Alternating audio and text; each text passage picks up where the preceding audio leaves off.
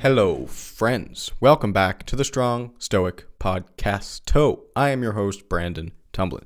There's a common moral dilemma brought up as a way to illustrate the complexity of situations. And I say this a lot, but things are complicated. And that almost seems like a cop-out. Because it's like, well, things are complicated, so let's just all accept that we don't know the answers. And that's really what that means, is that things are really complicated. And what that means is that we don't know all the answers. It's not as simple as we often think it is in our heads. We can't see all sides.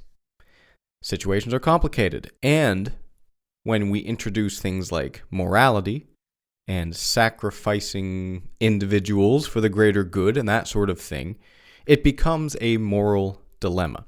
Now, these dilemmas are often a version of sacrificing one for the many. That example I used. If there was an army coming your way, and the leader of the army asked you to sacrifice just one of your friends, or they would attack you and you would have to fight them off, and you're probably going to be destroyed because they have a bigger army and more people, what's the right response here? The one or the many? It's perhaps easy to justify sacrificing the one to save the many on paper, but is that the right decision? This podcast is listener supported. A big thank you to my patrons on Patreon for making this podcast possible. If you would like to support me there, and also if you would be interested in my mentoring or my coaching program, you can check me out at Brandon Tumblin on Patreon. Many thanks to y'all. You can also join my Telegram group chat. You can see my articles on Medium and the Stoic Gym magazine. Finally, Substack is where you can sign up for my newsletter. So you get things emailed directly to you, not spam or any weird things. It's just the podcast episodes and maybe a few exclusive articles that just go out on Substack. So check that out if you're interested. And also I want to mention that for the 7 of you that listen to this on YouTube and watch the video, you may notice that there's an addition in the back of my in my background here, which is a Scooby-Doo Pez dispenser. So there's a story on that which I won't get into, but that's an addition. I don't know if he's going to stick around, but it's I saw him and I just had to pick him up. So that's a little treat for the 7 of you that watch on YouTube. I know most people like to listen to podcasts these days, including myself, so no judgment there. Anyways, enough about Scooby-Dooby-Doo. This episode was inspired by an episode of The Walking Dead, the series that I'm sure most people are familiar with. It's a very long series. It was very popular 5-6 years ago when I was really into it, and I'm rewatching it, and it's interesting because I watched most of that series when I was in university at 6 to 7 years ago, and I enjoyed it then. I had fun watching it and thought it was very entertaining, but I now view it through different eyes. I see things now that I just hadn't seen before. The reason that's interesting to me is that it seems to be true for many good works of fiction, or even, works of fiction could include movies or series or books, comic books, even stories, just verbally communicated stories. All these things, these works of fiction, they remain the same on paper, but we as individuals have changed over the years, and so it's not really the same story when we listen to it, even though technically it is. So can we really watch the same thing twice or read the same thing twice, or is it just not possible because we are always changing who we are in constant motion, and receiving information in different ways is just a result of that? That's an interesting question to ponder. Anyways, I digress. There's a dilemma in an episode of The Walking Dead, similar to the one I described in the introduction here. So Rick, the leader, and his group are bunkered down in a prison, escaping zombies, long story short, and an army comes to destroy them, led by a character known as the Governor. Now, the Governor was mutilated by a member of Rick's group. She, Michonne, took the Governor's eye out, but it's not just that simple, because Michonne is a rather new member of the group by this point. She hasn't been around this group that long, meaning Rick's group. She is right at that stage where she begins to become a member of the group, Similar to how there's a stage where an acquaintance becomes a friend. There's that transition period, but she's still on the fence of being accepted. And they're pretty sure that she's one of them in terms of her character and what she values. But they're still kind of seeking that out, and they don't really have a really strong bond yet. So Rick is asked by the governor to give up Michonne, and he will walk away. If not, they will attack the prison with their superior fighting power. They have more people and better weapons. The governor is certainly more likely to win. However, it's clear that even if the governor doesn't win, the chances of him killing at least some of the group's members is quite high. So there's Rick. You have the leader of the group, and he's looking at the group that he considers family. He's been with these people forever. And then he has this new person that's coming into the group that seems to be getting along with everyone. They seem to be maybe a potential future family member. And he's faced with this decision. What do I do here? Do I give up the one that I don't know that well? Or do I pick up or put up a fight against the governor and try and fend them off? Now, this is a very hard decision. Now, he has a son and a daughter who's a baby at the time. So the questions that are going through his head are, do I risk my son's life? Do I risk my daughter's life and my friends that are now like family lives? Or do I just give up this person that I only recently met, even though she seems, at least so far anyway, to be one of us? Of course, there is also the thought that the governor, because he is so evil, will end up just attacking Rick's group, even if Rick does give up Michonne. That's a possibility, and not a small one. So that moral dilemma, should I give up the one for the many, it's even more complicated because it's not a certain bet. You're not sure if the governor is going to honor his word or not. Now, if you were to write down that dilemma on paper as an engineer, meaning you're only looking at the facts, you're looking at the pros and the cons, the answer would be rather simple. Pros to giving up Michonne. Well, I potentially save all of my friends and family. I potentially save everyone left in the world that I actually give a shit about. Cons to giving up Michonne. Well, a person I know dies, but I haven't known her very long anyway. Maybe the group will question my potentially unethical decision, but likely not a whole lot. I mean, that group has been through some rough shit, so they probably won't question me that much. But it might, let's say, cause some ripples in the group dynamics. If you were to put risk metrics to this question, it would be really simple.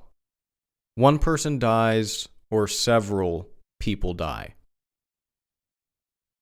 And I would like you to consider that same question.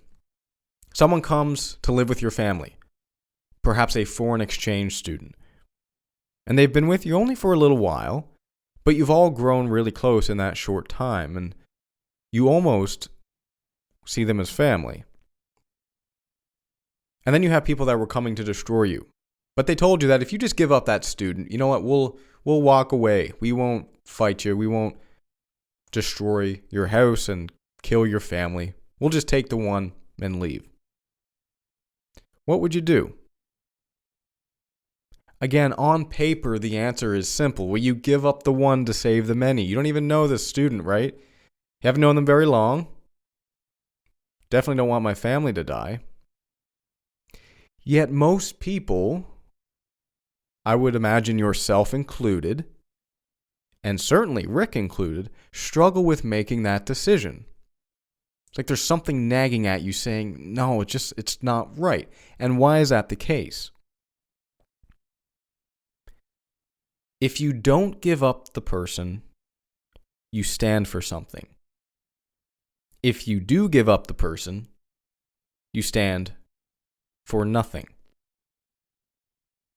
The right answer here, as your intuition may have indicated, is to not give up the one, and instead to defend your home alongside the one and the others. That's what most people's intuition would tell them. If you ponder that question, there's something not right. And it might be easy for you now sitting next to your loved ones on the couch to say, oh, of course I would give up the other one. But if you try and really imagine what that would be like, to look someone in the eye as you hand them over to torture and death, it's not so simple of a question. It's not so simple of a decision. But why? Well, the outcome of anything, including death, doesn't matter at all when stacked against intentions and which values that we choose to live by and to uphold. If Rick were to give up Michonne, he would be killing a person. He would be sentencing her to death. Now, he wouldn't be doing it directly. He wouldn't be torturing her. He wouldn't be killing her. But the blood would ultimately be on his hands. If, on the other hand, he doesn't give her up, and one or two or even all of his family dies, including himself, there is no blood on his hands. Giving up Michonne means he doesn't live by his values, one of them being the cardinal virtue of justice. He also betrays a person's trust. Not giving her up means he stands by his values, even though they may result in his death, and even worse, the death of his children.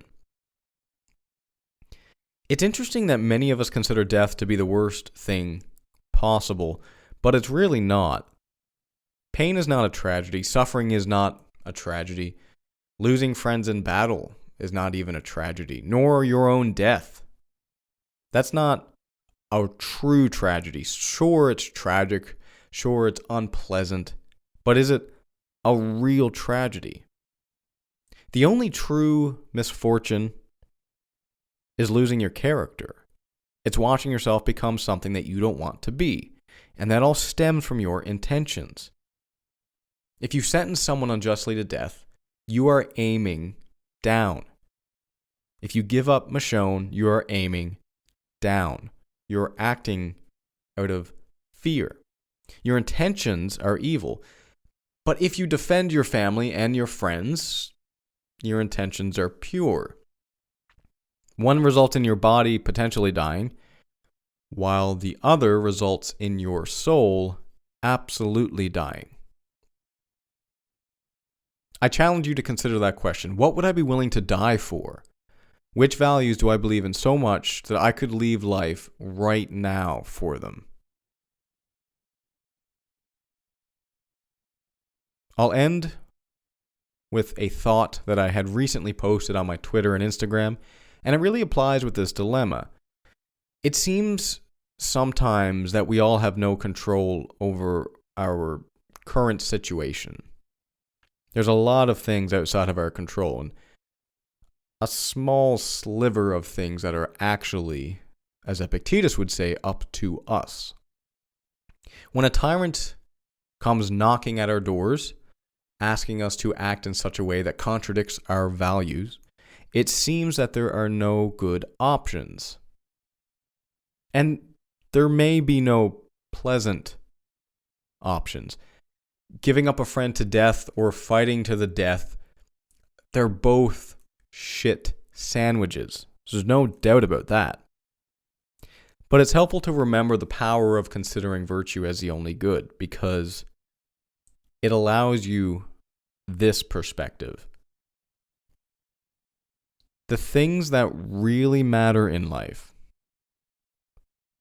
nobody can take away from you. Thank you so much for listening. I hope you enjoyed this episode.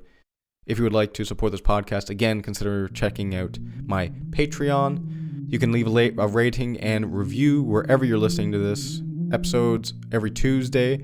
I am going to very likely go down to one episode a week for a little while. Work is quite busy for me, and I have some other projects. I may ramp back up to episodes every Tuesday and Thursday, but I may ramp down for just a little while. So don't be alarmed. I'm still here. I'm still around, and you have over 250 episodes to re-listen to if you're craving my very soothing voice, right? So thanks again. I'm not going to bug you anymore. Cheers until next time.